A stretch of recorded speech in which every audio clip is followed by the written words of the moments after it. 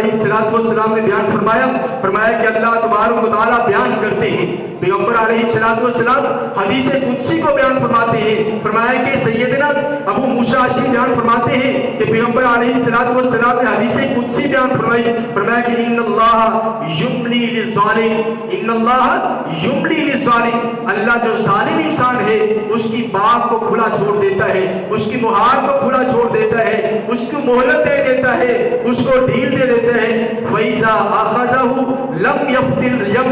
يَفْلِتْهُ، جب اس کو پکڑتا ہے تو اس کو کوئی بندہ چھڑا نہیں سکتا۔ جب اللہ تبارک و تعالیٰ ظالم کو پکڑ لیتا ہے تو اس کو کوئی چھڑا نہیں سکتا۔ ثم قال، پھر سیدنا پیغمبر علیہ السلام نے سیدنا ابو موسیٰ اشعری بیان فرماتے ہیں کہ پیغمبر علیہ السلام نے یہ آیت کی تلاوت کی، وَكَذَلِكَ أَخْذُ رَبِّكَ إِذَا أَخَذَ الْقُرَىٰ وَهِيَ ظَالِمَةٌ إِنَّ أَخْذَهُ أَلِيمٌ شَدِيدٌ، یعنی اللہ تبارک و تعالیٰ اسی طرح اے پیغمبر صلی اللہ علیہ وسلم لوگوں کے اندر اعلان فرما دیجئے، آپ کا رب اسی طرح لوگوں کو پکڑ لیتا ہے۔ جب کون بندے کن کو پکڑتا ہے؟ جب بستیوں کے اندر ظلم ہونا شروع ہو جاتا ہے، جب خاندانوں کے اندر، علاقوں کے اندر، شہروں کے اندر ظلم کو برپا ہو جاتا ہے تو اللہ تبارک و تعالیٰ پھر ان ظالموں کی گرفت فرماتے ہیں۔ فرمایا کہ ان اخذہ علیم شدید، پھر اللہ کا پکڑنا ایسا ہے کہ اللہ کی پکڑ سے کوئی چھڑانے والا نہیں ہے، کسی کی ہمت اور طاقت نہیں ہے کہ جو اللہ کی پکڑ سے کسی انسان کو چھڑا لے۔ اسی طرح پیغمبر علیہ السلام کی کئی ایک احادیث ہیں جو پیغمبر علیہ السلام نے اسی حوالہ سے بیان فرمائی ہے۔ اور ایک حدیث سنیے، پیغمبر علیہ السلام نے فرمایا جو انسان ظالم ہے، ظلم کرنے والا ہے، وہ اس کو چاہیے کہ دنیا کے اندر اللہ سے معافی مانگ لے۔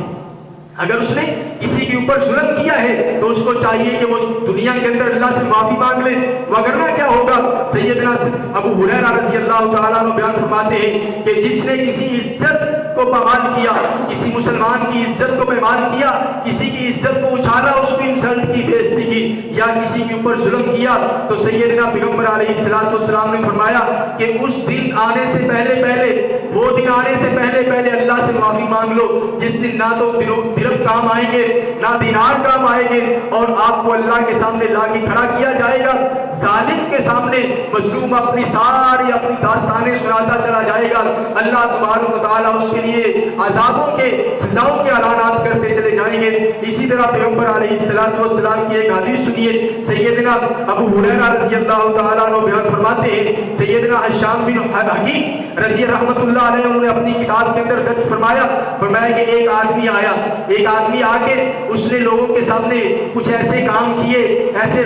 کام سے سرزد ہو گئے اور ایسا کیا کہ حاکم وقت کے سامنے کھڑا ہوا، حتیٰ کہ وہ انسان بھی جس کو حاکم وقت نے اپنے دربار کے اندر بلایا تھا وہ بھی سزا کا مستحق تھا، اس کو بھی سزا دینے کے لیے حاکم وقت نے بلایا تھا، لیکن وہ حکیم بن حزام کہتے ہیں، ہشام بن حکیم کہتے ہیں کہ وہ بندہ جب آیا وہ اس نے رسول اللہ صلی اللہ علیہ وسلم سے کئی ایک احادیث کو سن رکھا تھا۔ وہ کہتا ہے کہ جب میں نے دیکھا کہ حکمران نے